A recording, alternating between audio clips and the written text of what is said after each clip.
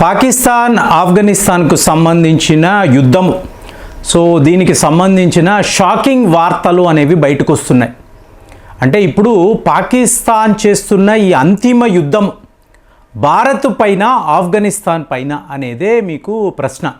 చూడండి, మీకు ఈ తాలిబాన్ తెహ్రీక్ తాలిబాన్ అనబడే తీవ్రవాద సంస్థ మొన్న ఆఫ్ఘనిస్తాన్ పాకిస్తాన్ సరిహద్దుల్లో ఒక దాడి అనేది చేశారు. ఇందులో 16 మంది పాకిస్తాన్ సైనికులు మరణించారు. సో దానికి ప్రతీకారంగా పాకిస్తాన్ కూడా ఎయిర్ స్ట్రైక్స్ ఎక్కడ ఆఫ్ఘనిస్తాన్ సరిహద్దుల్లో చేశారు. దగ్గర 46 మంది ఆఫ్ఘనిస్తాన్ పౌరులు మరణించారు. దీనికి సంబంధించి ఒక వీడియోలో కూడా మాట్లాడారు. సో దీనికి రిటాలియేషన్ ఏమిటి? ఆఫ్ఘనిస్తాన్కు సంబంధించిన తాలిబాన్ పాకిస్తాన్పై యుద్ధము ప్రకటించడం. సో ఇక్కడ వరకు మనము నార్మల్గా చూస్తున్న వార్త అండి. దీని వెనుక ఉండే స్టోరీని చూశారు అనుకోండి, పాకిస్తాన్ ఇవాళ డైరెక్ట్గా భారత్ను నిందిస్తుంది. ఈ తెహ్రీక్ తాలిబాన్ వెనుక భారత్ ఉంది, వాళ్ళు ఇస్తున్న ఫండింగ్ని పెట్టుకొనే వీళ్ళు మా మీద ఇలాంటి యుద్ధము అనేది చేస్తున్నారు, మా మిలిటరీ పైన పాకిస్తాన్ ఆర్మీ పైన చాలా పెద్ద లెవెల్లో అటాక్స్ జరుగుతున్నాయి. ఇప్పుడు మీరు ఆలోచించారు అనుకోండి, భారత్కు దీనికి ఏమిటి సంబంధము?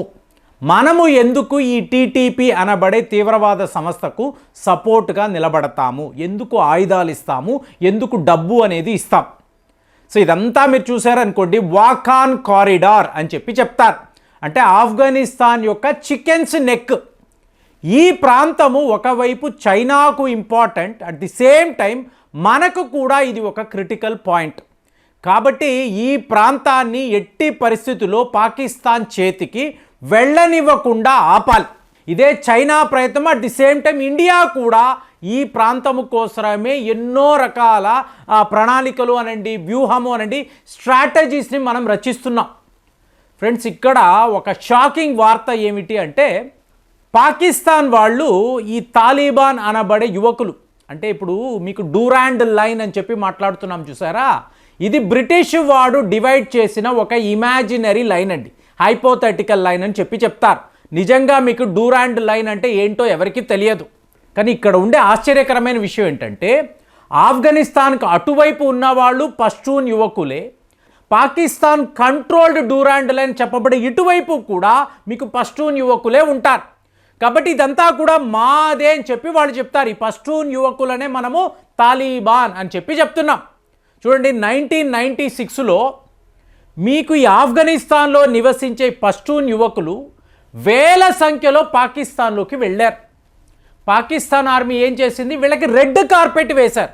ఎందుకు వేశారు? ఆ టైంలో మీకు యుఎస్ఎస్ఆర్తో యుద్ధం. దానికోసమే అమెరికా పాకిస్తాన్ ఈ తీవ్రవాదులను తయారు చేశారు.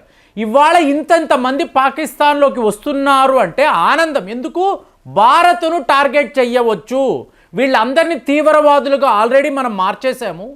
సో ఇప్పుడు యుఎస్ఎస్ఆర్ విడిపోయింది. సో వాళ్ళతో ఏ గొడవ లేదు. ఈ యువకులనంతా నేరుగా పీఓకే దాకా తీసుకువెళ్ళి భారత్ పైన ఒక ప్రాక్సీ వార్ మనం నిర్వహించవచ్చు. ఇది వీళ్ళ ఆలోచన. అంటే మీకు ఇది కర్మఫలం అండి. పాకిస్తాన్ చేసిన ప్రతి ఒక్క తప్పు కూడా ఇవాళ వాళ్లకు శాపంగా మారింది, వాళ్లపైనే తిరగబడేలా చేసింది. ఇదే మీకు హిల్లరీ క్లింటన్ 2011లో ఆవిడ చెప్పారు, నువ్వు నీ బ్యాక్ యార్డులో పాములను, విషపూరితమైన పాములను పెంచుతూ మా శత్రువులను మాత్రమే ఈ సర్పాలు కాటు వేస్తాయని అనుకుంటే పొరపాటు, రేపు నువ్వు కూడా బలైపోతావని ఆ రోజే ఆవిడ చెప్పారు. ఇవాళ అదే జరుగుతుంది. సో ఇప్పుడు ఏమైంది? 1996లో పాకిస్తాన్లోకి వచ్చిన ఈ పష్తూన్ యువకులు ఒక స్టేజ్లో మీకు వార్ ఆన్ టెర్రర్ అని చెప్పి అమెరికా వాడు అనౌన్స్ చేశాడు చూసారా, మీకు 9/11 అంటారు. అంటే ఎక్కడెక్కడ ఆఫ్ఘనిస్తాన్లో తీవ్రవాదులు ఉంటారు, అలాగే పాకిస్తాన్కి పారిపోయి దాక్కున్న తీవ్రవాదులు. సో వీళ్ళ వేటలో మీకు అమెరికా వాడు ఏం చేశాడు? వేల కోట్లు పాకిస్తాన్కి ఇచ్చాడు. ఇచ్చి వీళ్ళు ఎక్కడెక్కడ ఉంటారు అంటే చూడండి, వీళ్ళు తయారు చేసిన తీవ్రవాదులే వీళ్ళు. అమెరికా పాకిస్తాన్ కలిసి డబ్బు ఇచ్చి, ట్రైనింగ్ ఇచ్చి, క్యాంపులు పెట్టి వీళ్ళని రిక్రూట్ చేసి రష్యాపైకి పంపించారు. ఇవాళ వీళ్ళిద్దరూ కలిసిపోయారు. అమెరికా పాకిస్తాన్ కలిసి ఈ కుర్రాళ్ళు ఎక్కడ ఉన్నారు, ఈ యువకులు ఎక్కడ ఉన్నారు, వీళ్ళను మనం విడిచిపెట్టకూడదని వేల సంఖ్యలో ఈ తాలిబాన్ యువకులను అరెస్టు చేయడము, మీకు నానా చిత్రహింసలు పెట్టడము, వీళ్ళని హతము చేయడము ఇలా జరిగింది. సో ఇదంతా గమనించిన మీకు ఈ పష్తూన్ యువకులు వీళ్ళు ఎక్కడ ఉన్నారు, పాకిస్తాన్లో ఉన్నారు.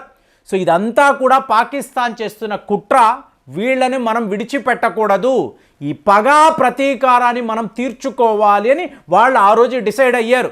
2021లో మీకు ఆఫ్ఘనిస్తాన్లో తాలిబాన్ పాలన రావడము పాకిస్తాన్ ఏం చేసింది, ఈ బానిస సంఖ్యలు తెగిపోయాయి, ఇక మీదట ఆఫ్ఘనిస్తాన్లో మాదే పాలన అని చెప్పి పెద్ద పెద్ద ప్రకటనలు. ఎవరు, ఇమ్రాన్ ఖాన్ గారు.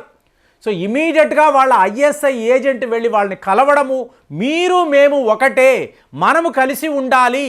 సో ఇదంతా పాకిస్తాన్లో ఉండే తాలిబాన్కి ఎలా ఉంటుంది, మమ్మల్ని ఇంత చిత్రహింసలకు గురి చేశారు, మమ్మల్ని ఎన్ని రకాలుగా మీరు హింసించారు, జైళ్ళలో పెట్టారు, మా వాళ్ళను ఇంత దారుణంగా మీరు హతము చేశారు, ఇవాళ మళ్ళీ ఆఫ్ఘనిస్తాన్లో వెళ్ళి తాలిబాన్ అంటున్నారు అని అంటే మీకు పాకిస్తాన్ ఇచ్చిన ఒక అతిపెద్ద ఆఫర్. అంటే వీళ్ళందరూ ఎవరండి, తీవ్రవాదులు, కిరాయి గూండాలు, డబ్బు పడేస్తే ఏమైనా వింటారు అని పాకిస్తాన్ వాడు అనుకున్నాడు. సో నేరుగా ఆఫ్ఘనిస్తాన్లో ఉండే తాలిబాన్తో ఇప్పుడు మీరు మేము కలిసిపోయాము కదా, సో గతం మర్చిపోదాం, కానీ మా పాకిస్తాన్లో ఉండే పష్తూన్ యువకులు ఉన్నారు చూసారా, వీళ్ళు మంచివాళ్ళు కాదు, వీళ్ళు తీవ్రవాదులు, వీళ్ళను మీరు ఎక్కడెక్కడ ఉన్నారో గమనించి తెలుసుకొని వరస పెట్టి లేపేయండి, సో మీకు ఎంత డబ్బు కావాలో అడగండి అని పాకిస్తాన్ డైరెక్ట్గా ఈ ఆఫ్ఘనిస్తాన్ తాలిబాన్తో మాట్లాడేది. సో ఇవాళ ఆఫ్ఘనిస్తాన్లో ఉండే తాలిబాన్ వాళ్ళు ఏమంటున్నారు, మేమందరం పష్తూన్స్ కలిసే ఉంటాము, ఇదంతా కూడా గ్రేటర్ ఆఫ్ఘనిస్తాన్ భూభాగము, మీరు ఎవర్రా మాకు వచ్చి ఇలాంటి విషయాలు చెప్పడము, మేము కలిసిపోతాము, కలిసిపోవడం ఏంటి, మేము ఒకే గ్రూప్కి చెందిన వాళ్ళమే, మా యొక్క ఒక బ్రాంచే మీ పాకిస్తాన్లో ఉంది, మీరు అష్ట కష్టాలకు గురవుతున్నారంటే మా వల్లే ఇవాళ ఓపెన్గా, అంటే యుద్ధం టైం కదండి కాబట్టి అనౌన్స్మెంట్ చేశారు. ఇక్కడ ఆఫ్ఘనిస్తాన్ గుర్తించిన ఒక విషయం ఏంటంటే పాకిస్తాన్ గవర్నమెంట్ ఒక బలహీనమైన నాయకులు అక్కడ ఉన్నారు. ఇదంతా ఎవరు చేస్తున్నారు, పాకిస్తాన్ ఆర్మీ. ఎయిర్ స్ట్రైక్స్ ఎవరు చేశారు, మీకు అసీం మునీర్, ఇతని ఆజ్ఞ ప్రకారమే ఇన్ని ఎయిర్ స్ట్రైక్స్ జరిగాయి. కాబట్టి మన శత్రువు ఎవరు, పాకిస్తాన్ గవర్నమెంట్ కాదు, పాకిస్తాన్ ఆర్మీ. కాబట్టి ఈ సైనికులను మనం టార్గెట్ చేయాలి, ఎక్కడ వీళ్ళు కనిపించినా లేపేయండి. సో ఈ పద్ధతిలో ఈ యుద్ధము ముందుకు వెళ్తుంది. ఇవాళ టార్గెట్ అంతా ఎక్కడ, వాఖాన్ కారిడార్ అనబడే ఈ చికెన్స్ నెక్. సో ఇక్కడే కాన్ఫ్లిక్ట్ అంతా ఉంది. ఒకవైపు చైనా, ఇంకొక వైపు భారత్, ఇటువైపు ఆఫ్ఘనిస్తాన్.